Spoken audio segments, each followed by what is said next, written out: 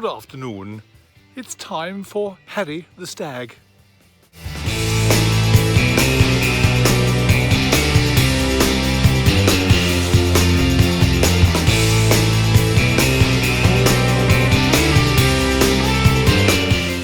Hey guys, welcome back to Arry the Stag. Really great to have you on board. Hope you're having a really good weekend and start of the week.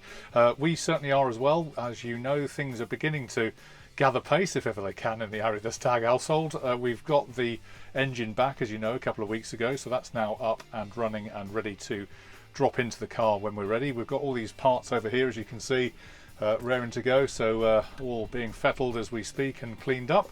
And we've also been in touch with a guy called Andy, who comes from Wales, who's got an interesting kind of setup. Basically, he reconditions Borg Warner gearboxes. So that was music to my ears when I heard about him. And to cut a long story short, we made an approach, and he's been working on a replacement or exchange gearbox for us for the last 4, 5, 6 weeks or so. In fact, he did send me some photographs, which I will share with you in due course.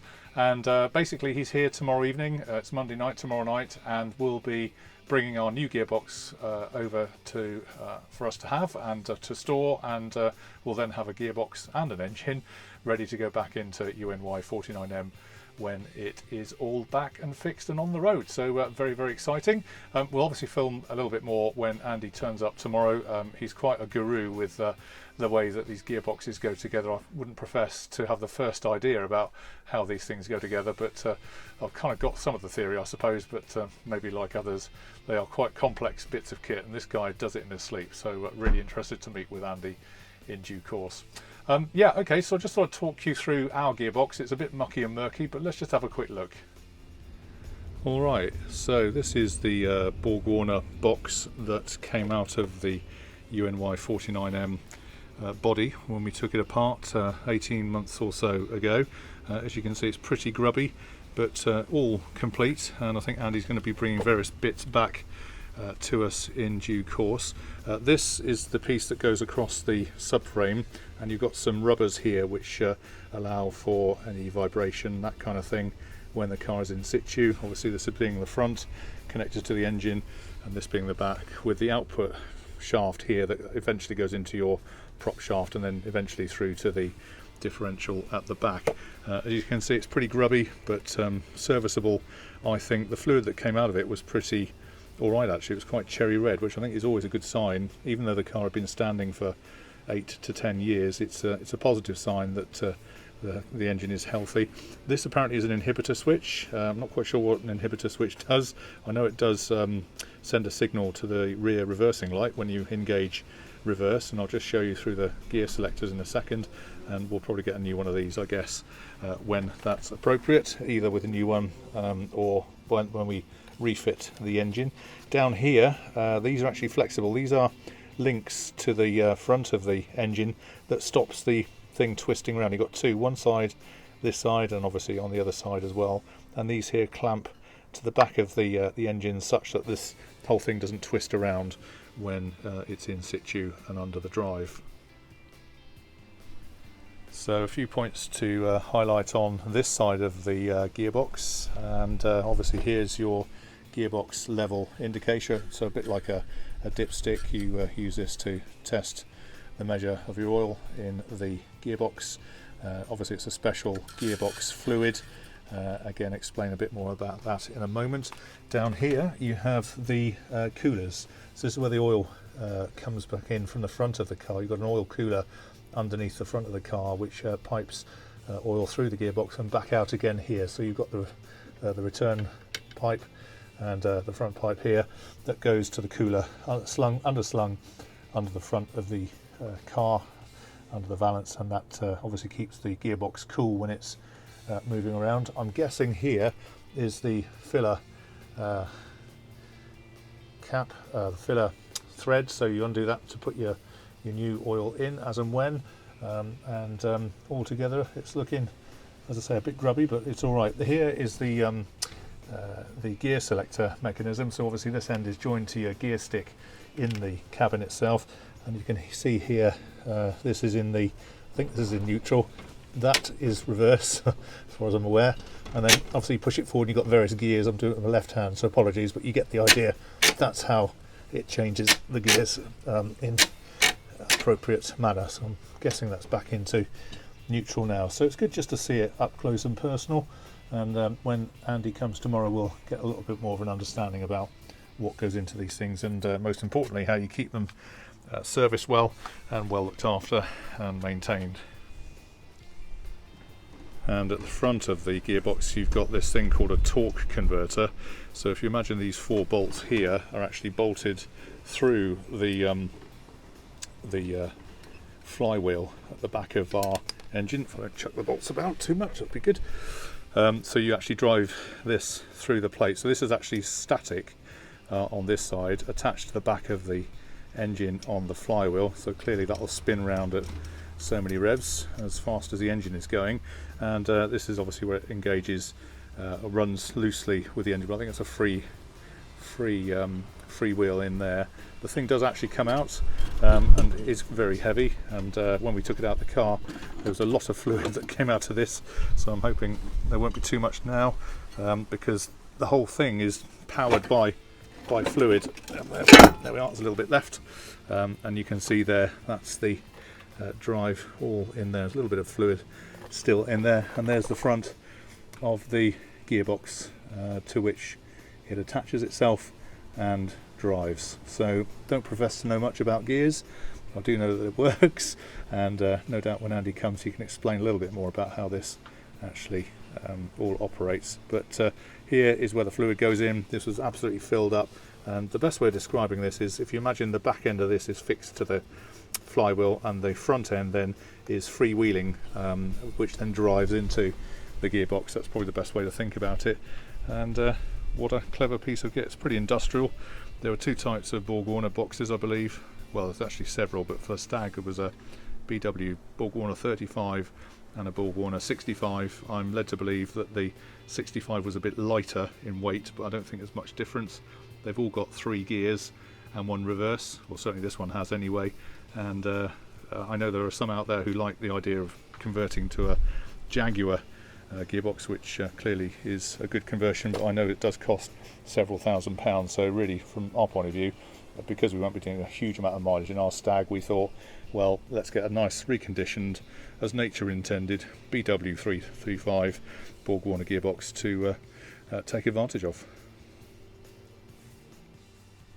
Now if you have a really close look, I think you can just see down the hole here there is a gear that if you can see my finger, I'm moving it around, and you can probably hear it as well a little bit. There are some splines on that as well. Again, I don't know if you can see it, but you can see that move there.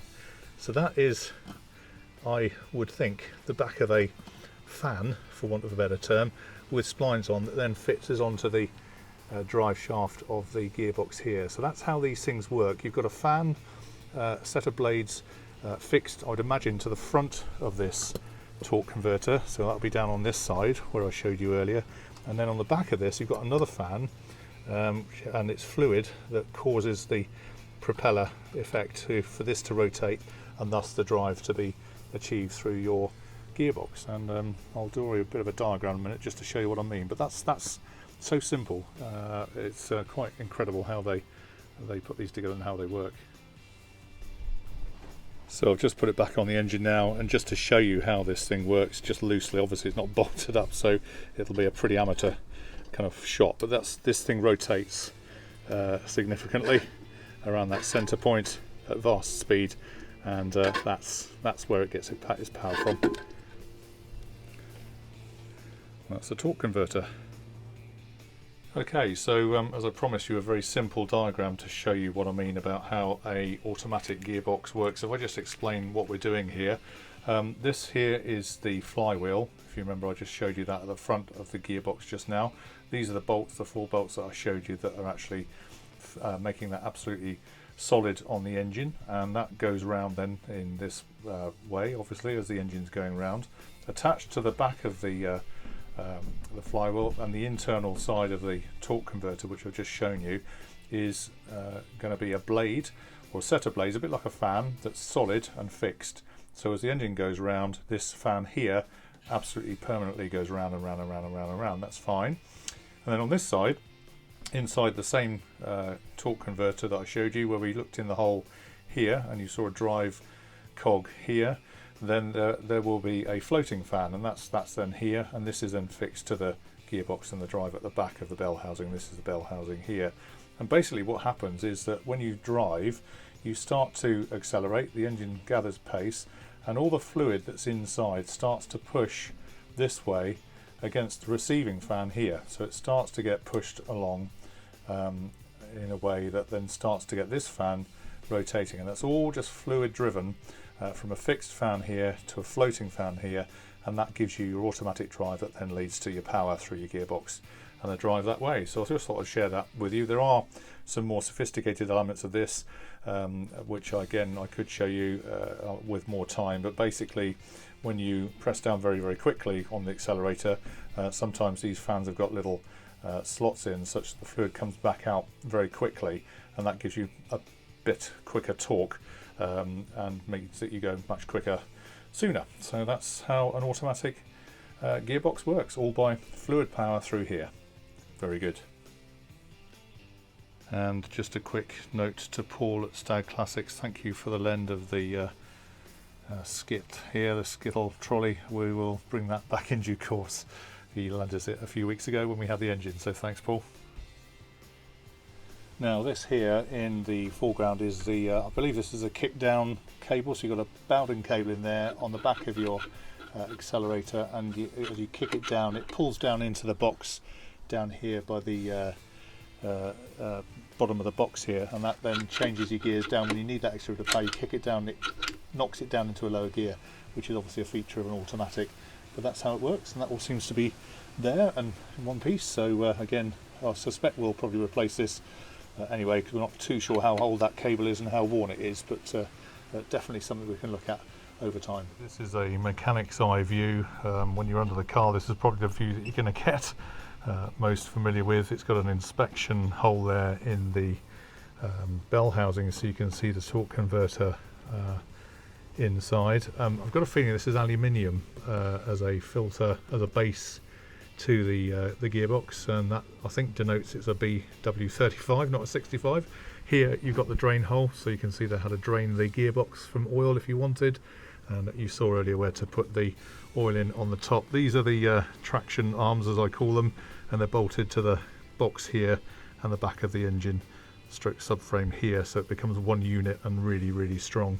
And yeah, underneath it's not looking too bad, is it? It's quite clean, he says. Alright guys, so hope you found that useful and interesting. Gearboxes have always been a little bit of a mystery to me, but I've got a bit of a grasp now, more than I had before. The other thing is differentials. I've got no clue how they work. I've got the kind of the principal idea, but they are very complex. So it'd be really interesting to see when Andy comes tomorrow with the new box, perhaps for him to explain a little bit more about what he's been doing to ours. And as I say, it is an exchange, so this one will actually go off with him, and we'll have a brand new box to go with our lovely new engine. So all very exciting.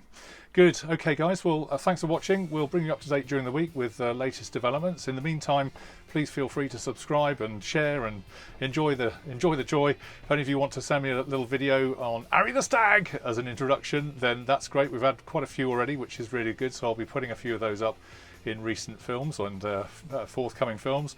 So we'll see you on Arry the Stag very soon. All the best guys. Cheers for now.